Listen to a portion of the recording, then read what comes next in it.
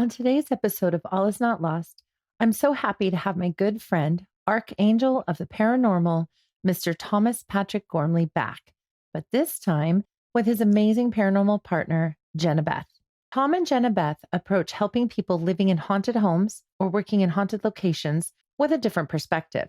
With their collective backgrounds in psychology, they approach each location and situation as if they are in a psychotherapy session, not a ghost hunt or paranormal investigation in the way that we usually think. They care very deeply about their mission of helping people on both sides of the veil. I thank you for being here today for another episode of All Is Not Lost, and I am so happy to welcome Tom and JenaBeth. Spirit. Does it stay? Does it go? The fact is, spirit does survive death. Our loved ones are all around us. Love survives. Spirit survives. All is not lost. Welcome to the All Is Not Lost podcast. Here's your host, psychic and evidential medium, Rianne Maldonado. Oh, I'm so excited. I am back with my good friend, Tom, and today I also have the pleasure of meeting his friend and paranormal partner, JenaBeth. So welcome to All Is Not Lost, you guys. I'm so glad you're here. Fantastic to be with you again.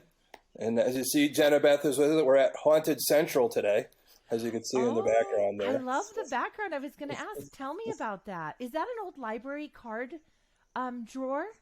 Yes, that was my grandfather's. And so his DNA is all over it. And I used to go get tools out of it for him when I was a little girl. So it's very special to me. That is very special. And it's beautiful. And is that a carved staff behind you as well? This here? Yes. That is Gandalf. That is a carved piece of wood. And then we're in my kitchen right now, so okay. I have a little sign that says, now serving breakfast, second breakfast, 11Z's lunch and afternoon tea, because I'm a big Lord of the Rings fan and Game of Thrones fan, obviously.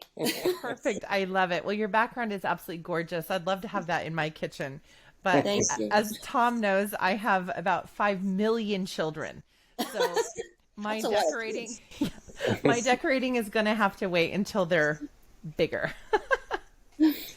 Well, anyway, I had originally, just so our listeners know, I had originally invited you guys on last month, and then I had a sick child, so some scheduling problems. But I think it's actually worked to our benefit from what Tom said, because if I understood correctly, you actually got more information from the investigation since then? Yes, over at Millwrights restaurant in Simsbury. Simsbury seems to be becoming part of our repertoire. Everybody's reaching out to us business-wise there and all that. So we have another one lined up, but I think Millwrights was otherworldly, I would have to say, from what we got. And we tried a lot of new things there that we haven't done before as a team that I think worked out for us to be able to figure out almost what was going on there. We're hoping to go back because I think we touched on a thing near the end of the investigation that we might want to expound upon. Oh, well, can you guys take us all the way back to the beginning? Like the first phone call that said, hey, we need help, or how it went. Why did you go there? What were you looking for? And then take us through the process, and I'll just be quiet and listen because I'm excited to hear. So I sold a vehicle because I sell cars. I sold a vehicle to somebody who knew somebody who was friendly with the owner of the restaurant. And the owner of the restaurant, I know he doesn't mind me saying his name, but Tyler Anderson, who's been on a few TV shows, and he's won #1 restaurant in Connecticut quite a bit. And when he first bought the restaurant, he was living upstairs in the loft, and he never believed in any paranormal stuff, but voices were talking to him from out of nowhere. And he always wanted to know, okay, what's going on in there, but never knew anybody that he could trust to come to the restaurant and try and get some answers. So this person I sold a car to, I told her about what I do because she gave off the feeling that she was open to it. So I started talking to her about it. Next thing you know, we hooked up. And JenaBeth and I went for the initial investigation, which was, probably I think around the time that we last talked. And from there, we did a walkthrough and all that. And we thought this is going to be great because JenaBeth will tell you how she felt when we first walked through and describing, how many things were there. So I'll let her tell you about that. Well, the building is 1680, so it had a lot of history. A big, huge mill with a big waterfall, and it felt like Ghost City. There was just so much in there, and so much history, and so much energy that when we walked through, it seemed like it was amazingly overwhelming, but nothing really negative. It was just a lot of spirits that we felt there, definitely. So JenaBeth, let me ask you, do you, for our listeners, do you work as a psychic or a medium as well as an investigator? Is that what you're meaning when you say you were picking up the spirits? So I'm a massage therapist, healer, Reiki master, hypnotherapist, and psychotherapist. But I also can say that I have studied shamanism and paganism, and studied with the Fellowship of the Spirits up in Lilydale, New York. So mediumship. Oh, Lilydale. Okay. So psychic and mediumship. So kind of, yes, I pick up on a lot of different messages in different ways, whether it be seeing, feeling. It just depends on where I go. Sure. Yes. And you being an energy worker, I'm also a Reiki master. I know that when we work with energy, I think we become heightened to perceiving the energy around us. So I'm sure all of your credentials put together, you're just one of those people that can pick up what's around you. Sounds like. Yeah, absolutely. Okay. So us being together and all the things that she does, it's like where she's strong, I'm like weak, or she might be weak, I'm strong, and we complete each other. And that's why I think a lot of our last few investigations, we put that energy into there, and we're able to draw the energy out of where we're investigating to get the best answers for our clients.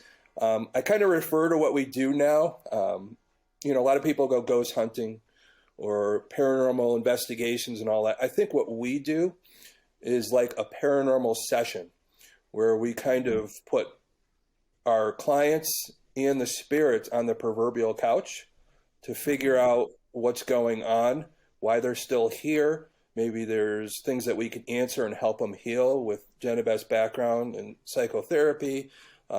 My background I've talked about on the last podcast with the psychiatry background, working in a prison, just working with different types of people and trying to get answers that way. And a lot of times that really helps, as you could see on a lot of the social media and when I've talked to you last about, what we went through. But the Millwrights one was different. I think a lot of it was residual, but then near the end, we were starting to pick up things that were starting to reach out. Now, when we finally went in for the investigation, so we had the whole building to ourselves, and we wanted to start upstairs in the loft because that's where the main concern was.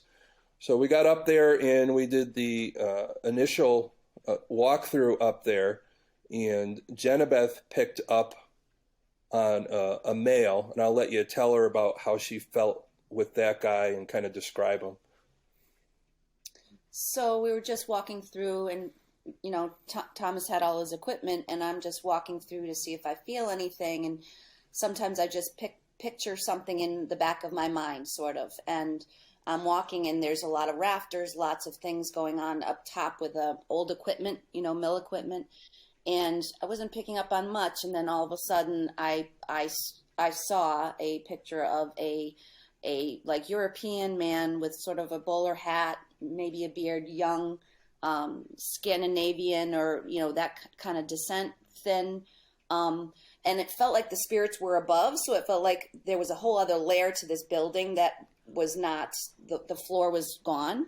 I was feeling all of this up top, and so above me, all of a sudden I got the name Ansel, Ansel.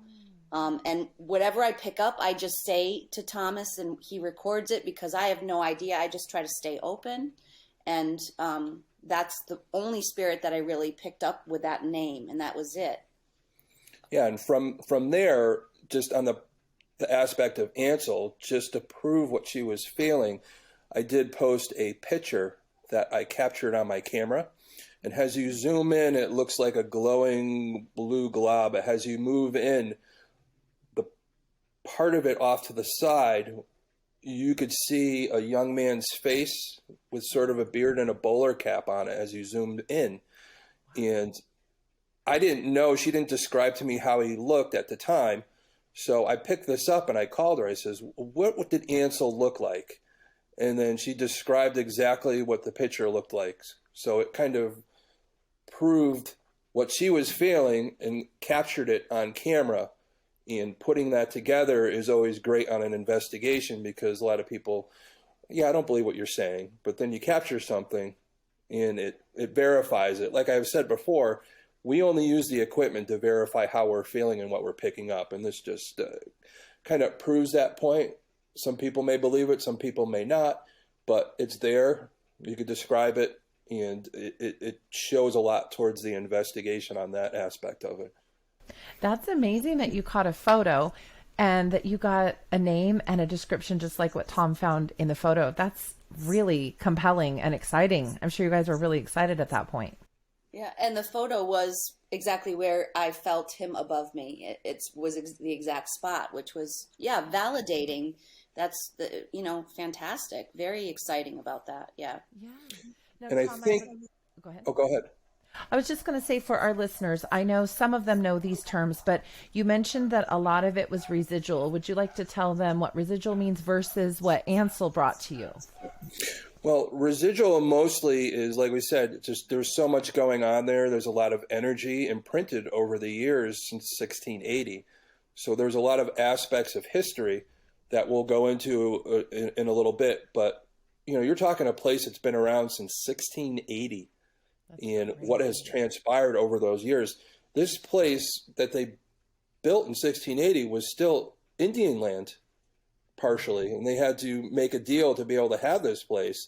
And a lot of people don't know is the whole town of Simsbury was burned down because of an Indian dispute back in the days. So we've picked up on a lot of that stuff, and there's a lot of history there. And we went in with not as much history as we wanted, but I think a lot of it's verified by how we picked things up during this investigation. And but I was saying with the Ansel one, JenaBeth did a little history digging a little bit after, and there was some people that lived in the town of Simsbury years ago that did have a middle name or first name of Ansel, which kind of verifies, because Millwrights, the place that we investigated back in the day, we were told was kind of a spot for the wealthy in town to hang out at. Come in, the well-known people of the town would hang out there.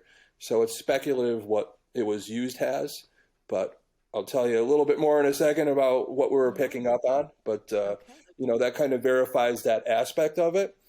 But probably one of the craziest things is, when we, after we picked up on Ansel, we were sitting there, we were going to go downstairs, and I was getting the SLS camera ready, my favorite thing. Yes, I love the SLS too. So we were about, I say, 6 feet from the bar upstairs, because it's a secondary bar in the loft. I think they use that for special occasions or things. So we were standing back a little bit, and JenaBeth and I just happened to look down. And right when we looked down, I saw 3 amber lights. I don't know if I call it orbs, but they were amber lights, and they weren't reflecting. They were actually flying between us. Like baseball size, like 3 blowing by us very fast. Yeah. Wow. We didn't even have time to have anything set up. We never caught it. The only thing I caught is because I had my recorder going, and you could hear us react to what happened. And there was that dramatic pause of, did you just see what I saw? And it's something I know I've told her. I've never seen that in all my years of investigating like that.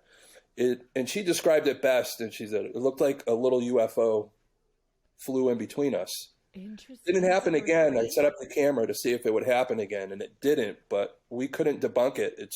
Wasn't the car lights from outside were high up because the window was high up. This was like really low, and there's no way, that could have happened. So, about that, I know that there's so many experts in the field, Tom, that we know, especially that have completely said orbs on camera are not spirit.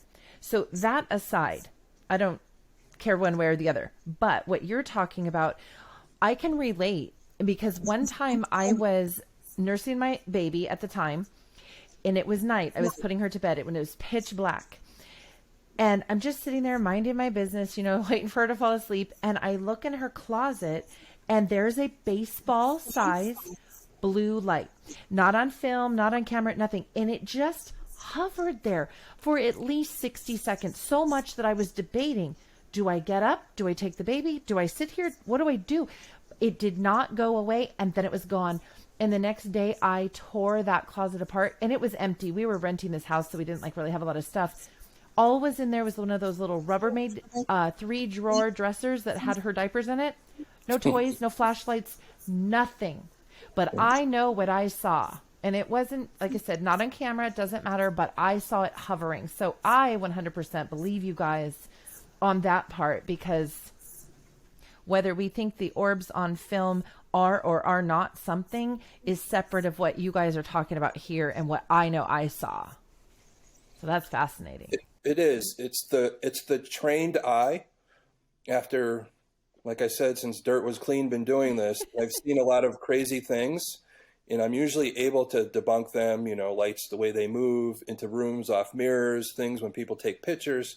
But I'll tell you this, with the experience, I'll never say I'm an expert, because nobody is. I've told you that before. You're never 100% right, never 100% wrong about the paranormal. But what we saw just did not make sense. Or we just can't make sense of it as of yet. So, that's exciting. That's what makes it paranormal, and that's what makes doing these investigations so exciting sometimes, and what we could get. Yeah, and I bet listening back to your reaction that you recorded, it for you guys to have that recording of each other's reaction, I think that's enough validation to know, you both saw what you saw. And I know you're both trained. I know you're both, you have integrity. There'd be no reason for you to say it's something that it wasn't. So that's fascinating and exciting.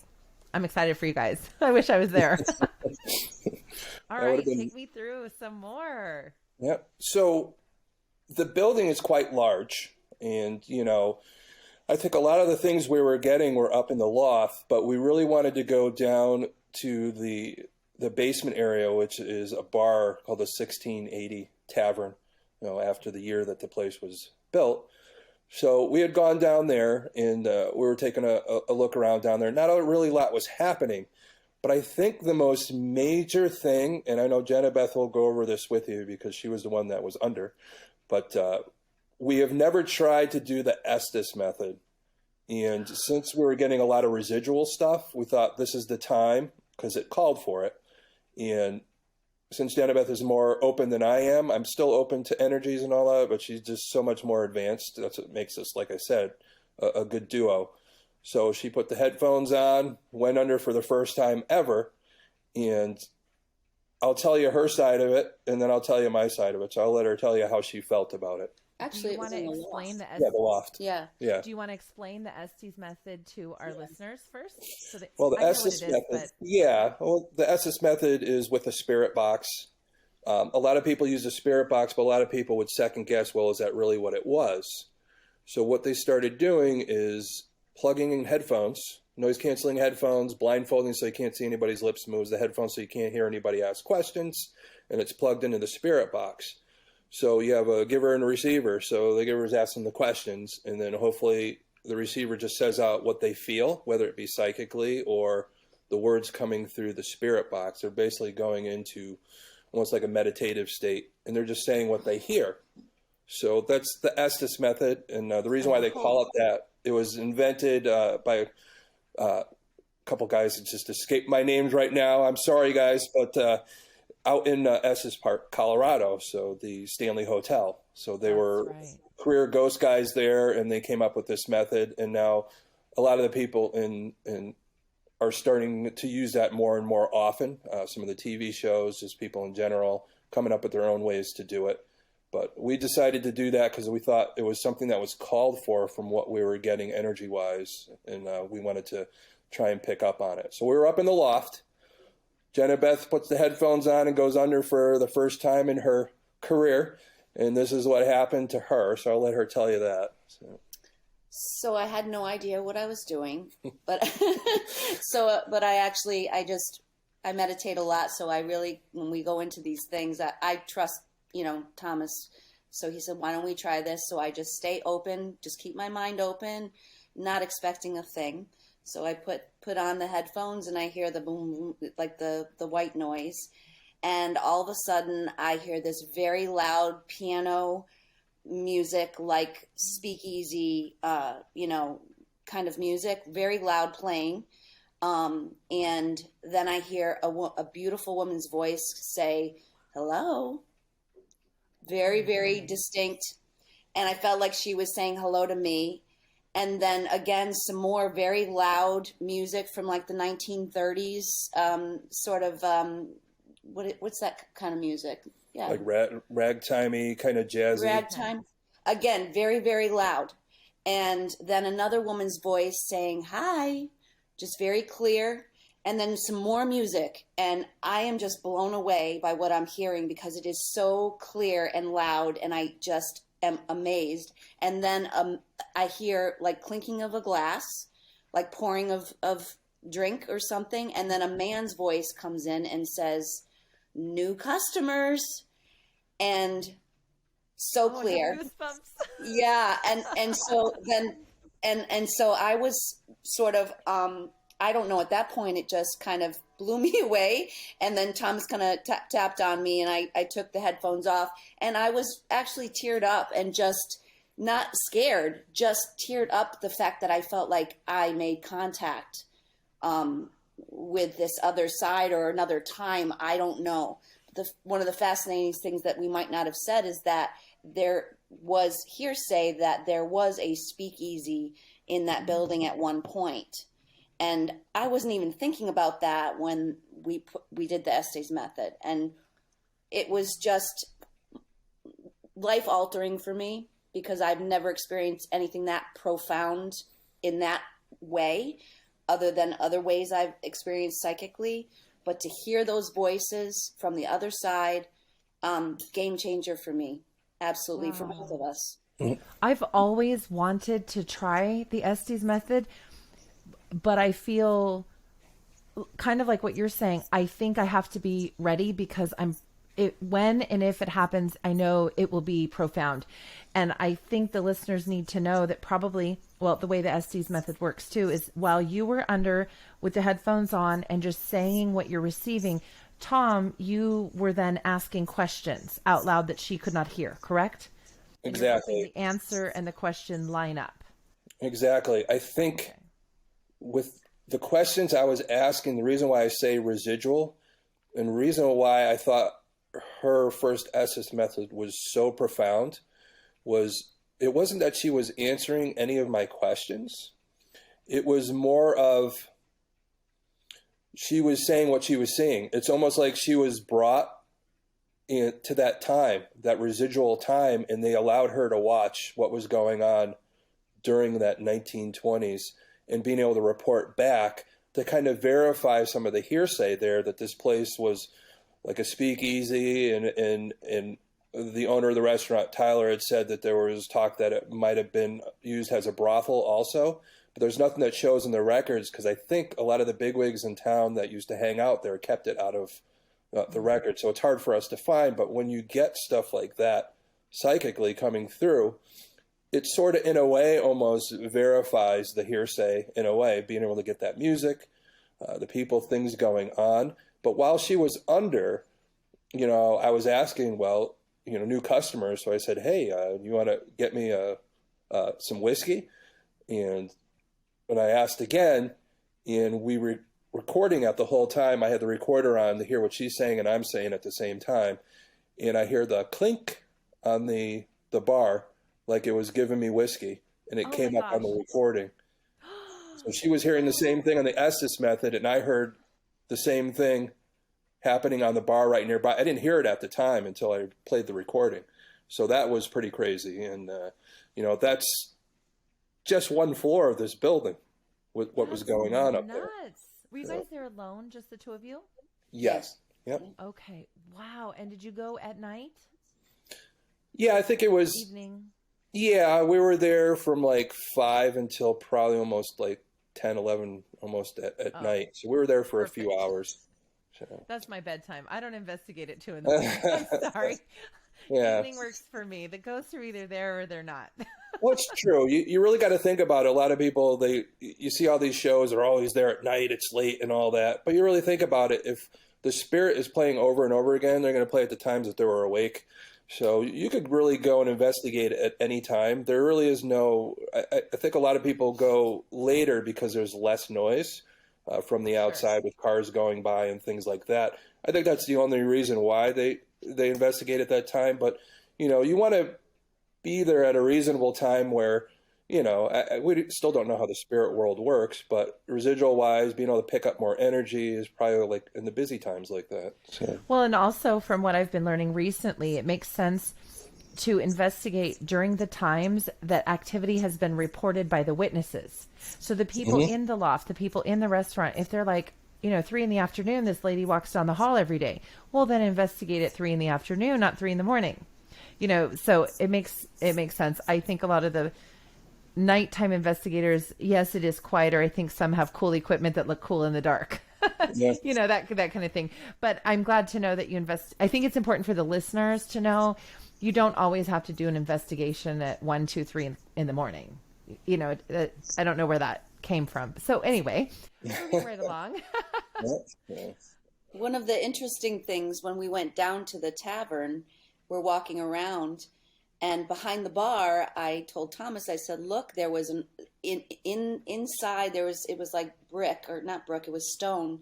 There was an offering in the back of the bar of a small bottle of whiskey and a piece of selenite and Palo Santo for protection, and also an offering, which I found interesting. I said, well, somebody who works here knows there's something around here and was just doing that for, protection and an offering, which I found very interesting. Biggest chills ever. I think you hit on something. Did you interview the employees? Like, did you find who maybe put that there? I feel like that's a big piece of the puzzle. Yeah, when we talked with Tyler, the owner, that was the only person we talked to, and he never even said anything about that. And I don't think if we were down there, we saw that. So we don't know. We obviously somebody did that, and I'm not so sure it was Tyler that did that. So I thought that was very interesting. Yeah. That is. So we might get a chance to be able to do that. So there's been talks of possibly doing theme dinners there, where Tyler's going to want us to come and talk about what we found. And there's going to be a lot that goes into it. There's a lot of planning still, so it's nothing solidified yet. It's just in talks right now. But if it does happen, there might be an opportunity where there might be a silent auction. And the top bidder is going to get to do a private investigation with us at Millwrights. So that's still in talks. Nothing solid yet. Maybe it'll change by the time this goes on air, but we're still talking about it. There's a lot of planning that goes into it, and there's still, JenaBeth and I would still like to go back one more time at least to try and, like I said, as we talk about this, there's like the end part of this is what really got us, and I just want to go from there. But I think where we went next was just the main dining room. So, and that was pretty cool because I really had the SLS camera going then, because, being that type of energy in the main dining room. So we weren't really picking up any recordings of voices, anything like that. But as I had the SLS camera up, I got some artifact, which basically means, it may not be real. It's just something with, the energy that's in the room, but it wasn't anything specific.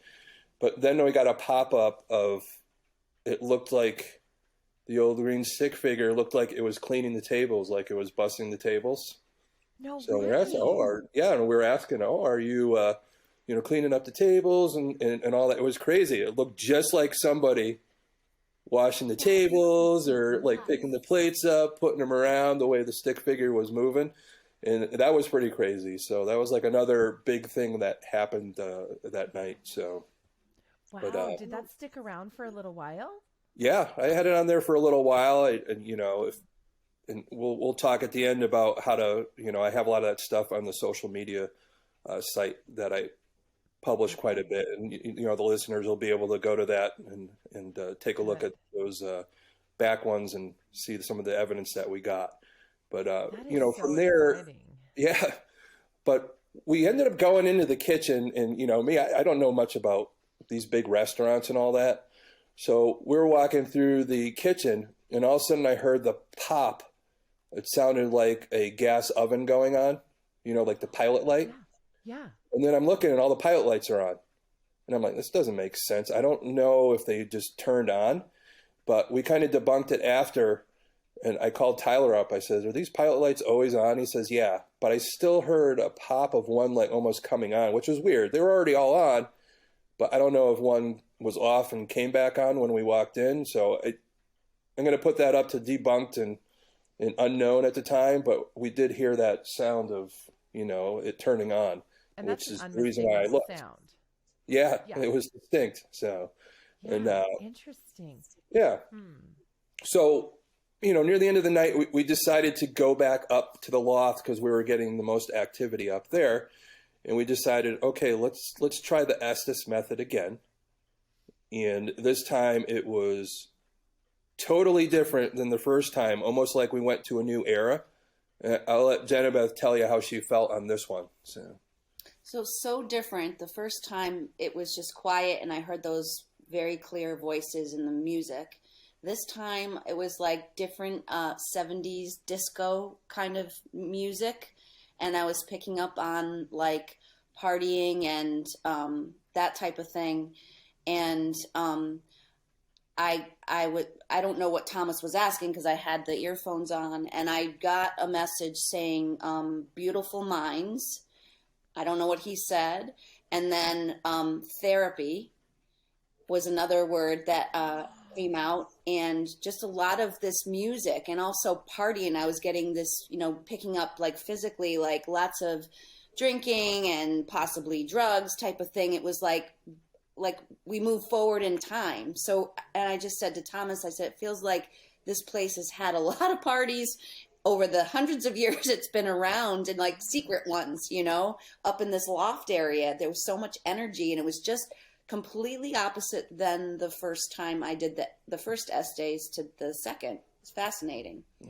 So while she was under, and just so the listeners know, you have a spirit box, and I know radio stations to say could come through, but what I do, being doing this for a long time, I do what's called detuning the spirit box, where I take the antenna out, and the only way you're going to get radio interference is if there's a radio tower within 100 yards of the building, which of course there isn't.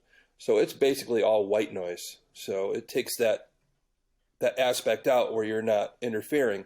So her to be able to hear music and voices is I'd say 95% sure it's something that's going on, and that's quite high. I'm never going to say it's perfectly 100% because it is paranormal, but what she was hearing, the disco stuff. So while she was under, I was asking, she said disco music, and I said, can you play the Bee Gees and all that? As soon as I said, can you play the Bee Gees, she immediately said no. So whoever was there didn't want us to play the Bee Gees. So not a Bee Gees fan. Yeah, so that was like a direct hit. And then she said the Beautiful Minds. And as soon as I heard her say Beautiful Minds, I said, is there something we could do to help you?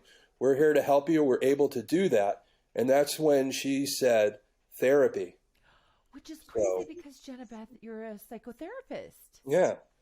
That's nuts. And I think when we talked afterwards, part of our approach is just like when as a therapist, going in to a session with a person and trying to stay open and let that person feel safe. We talked about that. The same with the spirit world, like having them feel safe enough to contact with us. And also if there's residual or if they're stuck, that's part of our job, we feel, is to help them move on if that's where they want to go, or to heal whatever they're holding on to here, to help them move on if they want to, or to heal whatever. So when therapy came up, I was like, yeah, basically we're doing therapy on a different dimension. That's how it feels with the work that Thomas and I have been doing. That's very, so very profound beautiful. is the best word I can say. Well, I love that approach. And I think Tom and I had enough talks when we met in New Hampshire that I think he knows I'm kind of on the same page as that. The way we treat spirit, why would we treat them different than we would treat a living person standing next to us? And they may need help. They may just have a story to share.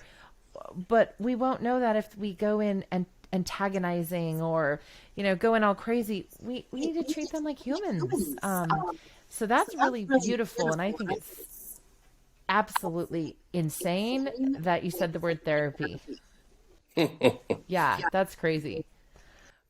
Wow. Yeah, when we picked that up, and I think that's what I was telling earlier, that was near the end of the night and we were ready to leave. And I think the spirits were starting to recognize why we were there and that we could hear them. And that's, I think, why the therapy word came through.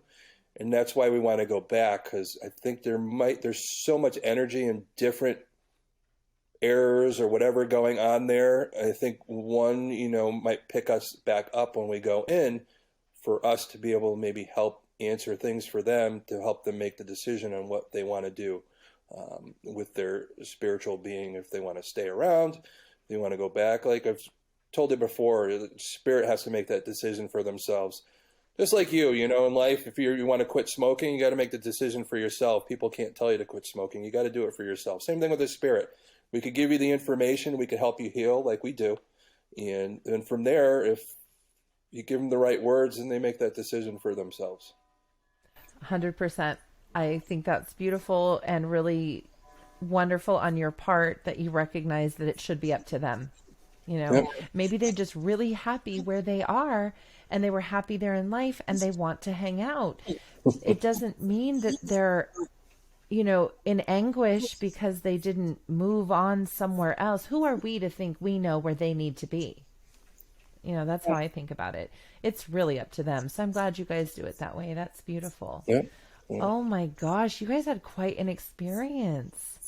It was crazy, but the last time I talked to you, I told you, we talked about the young boy in Enfield and Yes. the scratches and the things like that. I think when I talked to you last, we hadn't completed that investigation. We still had to go help the person that owned the home, who we picked up again as possibly being an alcoholic that was abusive or whatever. And he psychically came to JenaBeth that he wanted us to put daisies on his wife's grave. But there's more to the story that JenaBeth and I will talk about, how she was away in Florida. I went and found the grave, and it was overwhelming. I could feel the energy around me. And then when she came back, we pinpointed a day to go out there for the daisies. But there was a little blip in the road on the way JenaBeth was going to get the daisies. And she'll tell you what happened with that psychically as she was getting them to meet up with me at the cemetery. Oh, wow. Well, sometimes Okay. I run a little bit late. I knew Thomas was at the cemetery and I'm rushing and I'm like, oh my gosh, I have to get daisies.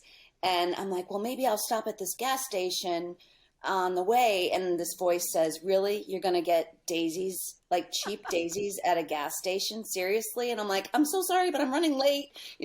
Spirit is saying, oh, okay.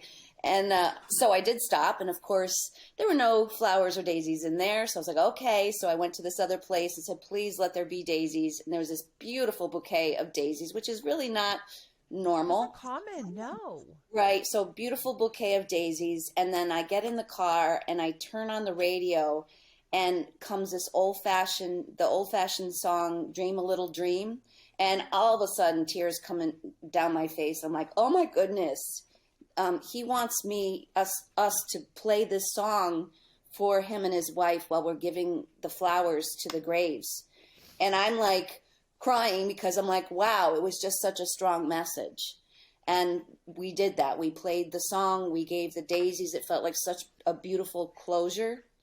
And then fast forward, as I'm pulling into our next investigation to the Millwrights restaurant, literally stopping the car, that same exact song came on right when I stopped the car. I said, Thomas, look at this. It was the same exact song, almost like our last investigation, the spirit that we helped was like, oh, hi, here's the song again. It was very, very synchronistic. Amazing. Yeah. Wow. Oh my gosh. That's crazy.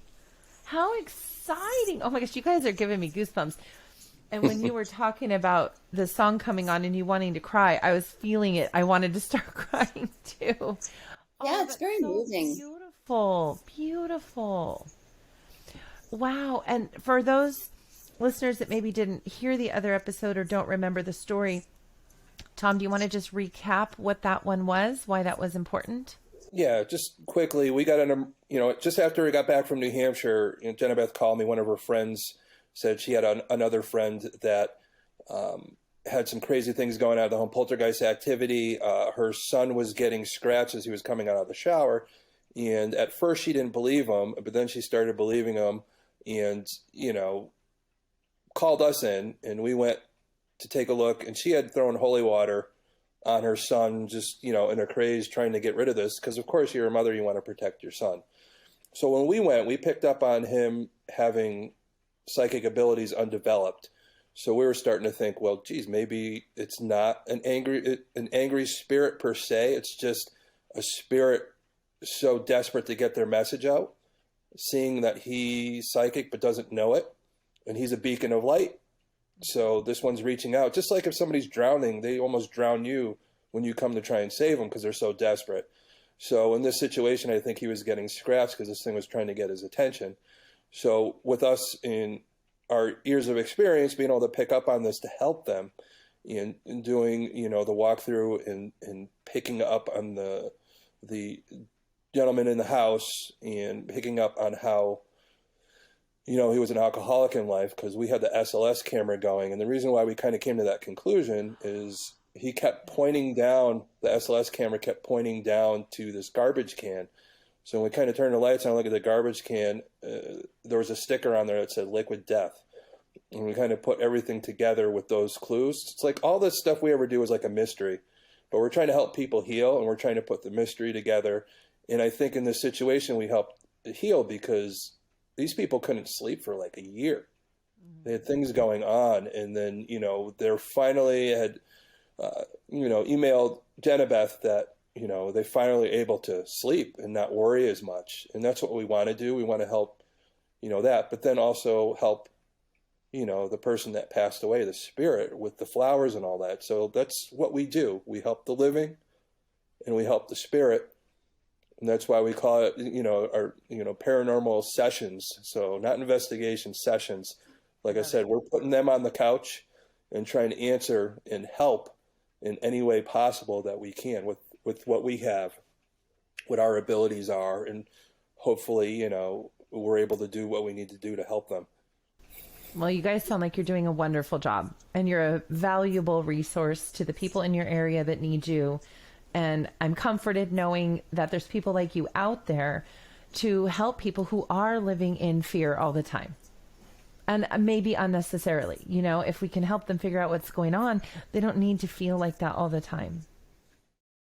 Thank you for joining me again for another episode of All Is Not Lost. I love knowing you're here.